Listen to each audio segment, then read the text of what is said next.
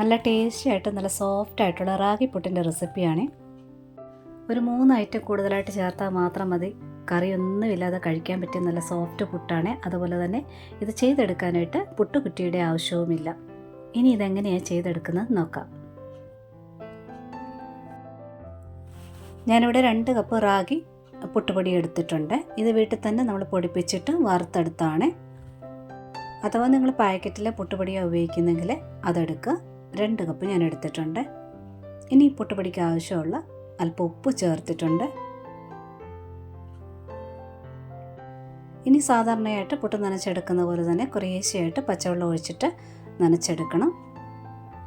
ചിലർക്ക് പാക്കറ്റ് പുട്ടുപൊടിയിൽ പുട്ടുണ്ടാക്കിയാൽ അത് ശരിയാവത്തില്ലെന്ന് തോന്നുന്നവർക്ക് ആ പുട്ടുപൊടി ഒന്നുകൂടി ഒന്ന് നല്ലവണ്ണം വറുത്തതിന് ശേഷം ഇതുപോലെ ഉണ്ടാക്കി നോക്കൂ, കറക്റ്റായിട്ട് കിട്ടും.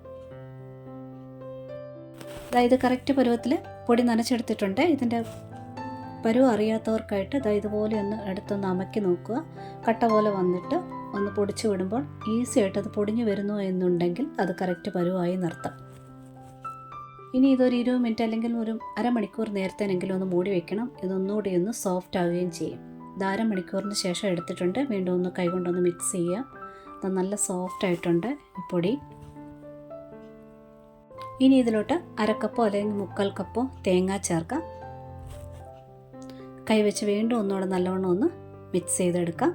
അതായത് അരമണിക്കൂറിന് ശേഷമാണ് തേങ്ങ ചേർക്കേണ്ടത്. ആദ്യമേ തേങ്ങ ചേർത്ത് മൂടി വയ്ക്കരുത്. ഇനി മിക്സിയുടെ വലിയ ജാർ നോക്കി എടുക്കണം. ഇത് ഫ്രീ ആയിട്ടൊന്ന് ചുറ്റണം. അത് കാരണം വലിയ ജാർ എടുക്കുക. അത് ഒറ്റ ബാച്ചായിട്ട് ഞാൻ ജാറിനകത്ത് ഇട്ടിട്ടുണ്ട്. നിങ്ങൾ എടുക്കുന്നത് 4 കപ്പാണെന്നുണ്ടെങ്കിൽ 2 ബാച്ചായിട്ടിട്ട് അടിച്ചെടുക്കണം. അതായത് ഒരുപാട് അടിക്കേണ്ട ആവശ്യമില്ല. ഒന്ന് പൾസ് ചെയ്തെടുത്താൽ മതി. ഒരു 3-4 പൾസ് അടിച്ച് എടുക്കുക. തേങ്ങ ചേർത്ത ഉടനെ തന്നെ പൾസ് ചെയ്തെടുക്കുകയും വേണം. നല്ല തരിതരിയായിട്ട് കിട്ടിയിട്ടുണ്ട്. ആ കട്ടയൊക്കെ ഒന്ന് മാറി കിട്ടിയിട്ടുണ്ട്. അഥവാ കട്ടയൊക്കെ കാണുന്നുണ്ടെങ്കിൽ സ്പൂൺ വെച്ചൊന്ന് ടച്ച് ചെയ്താൽ അതെല്ലാം ഉടഞ്ഞു പോകും. ഇനി ഇഡലി പാത്രത്തിൽ വെള്ളം തിളയ്ക്കാനായിട്ട് വെച്ചിട്ടുണ്ടായിരുന്നു. നല്ലവണ്ണം വെള്ളം തിളച്ചതിന് ശേഷം ഇതുപോലെ നല്ല കോട്ടൺ തുണി തന്നെ നോക്കിയെടുക്കണം. ഇതുപോലെ ഒന്ന് വിരിച്ച് വെച്ചിട്ടുണ്ട്. ഇനി ഈ തുണിയുടെ മുകളിലോട്ട് പുട്ടുപൊടി നിരത്തി ഇടാം. ഒരു സ്പൂൺ വെച്ച് ഒന്ന് ലെവലാക്കി വിടണം. ഈ കട്ടപ്പുല കാണുന്നതൊക്കെ ഒരു സ്പൂൺ വെച്ച് ലെവലാക്കുമ്പോഴേ അത് നല്ലവണ്ണം അങ്ങ് പൊടിഞ്ഞ് വരും. അത്രയ്ക്ക് നല്ല സോഫ്റ്റ് ആയിട്ടുള്ള പൊടിയാണ്. അതേപോലെ തന്നെ ഇഡലി പാത്രത്തിനകത്ത് വെള്ളം നല്ലവണ്ണം തിളച്ചിരിക്കുമ്പോൾ വേണം തുണിയിലിങ്ങനെ നിരത്തി ഇടാനായിട്ട്. അതേപോലെ തന്നെ തുണിക്ക് നല്ല വലുപ്പം ഉണ്ടായിരിക്കണം. നല്ലവണ്ണം ഈ പുട്ട് ഫുള്ളായിട്ട് ഇത് കവർ ചെയ്ത് വെക്കണം. അങ്ങനെയാണെങ്കിൽ അടപ്പ് പാത്രത്തിൽ തട്ടിയുള്ള വെള്ളം ഉണ്ടല്ലോ അത് പുട്ടിൽ വീഴില്ല.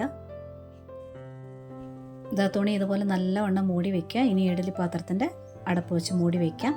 ഒരു 8-10 മിനിറ്റിനുള്ളിൽ റെഡിയാകും.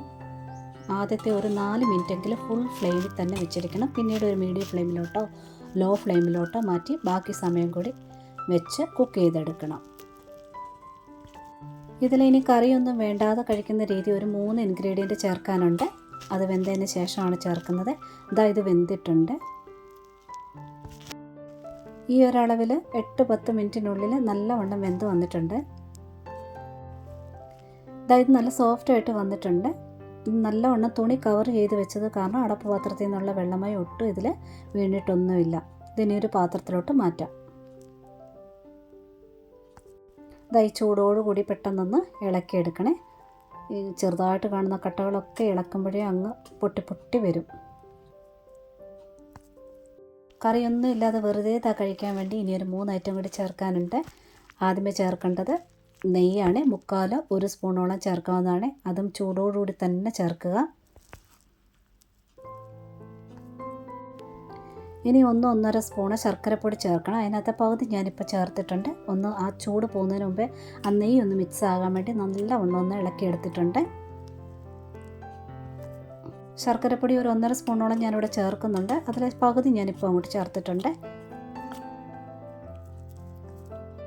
ബാക്കി അല്പം ശർക്കരപ്പൊടിക്കകത്തോട്ട് ഞാൻ 2 ഏലക്ക നല്ലവണ്ണം പൊടിച്ച് ചേർത്തിട്ടുണ്ട്. ഈ 3 ഐറ്റം, അതായത് നെയ്യ്, ശർക്കരപ്പൊടി, ഏലക്ക, ഇത്രയും ചേരുമ്പോൾ ഭയങ്കര ടേസ്റ്റും ഒരു പ്രത്യേക മണവുമാണ്. നന്നായിട്ട് മിക്സ് ചെയ്തെടുക്കുക. ആ നെയ്യ് ചേർക്കുമ്പോഴത്തേന് ഇതിൻ്റെ കളർ ഒന്നുകൂടി ഒന്ന് ഡാർക്ക് ആവുക.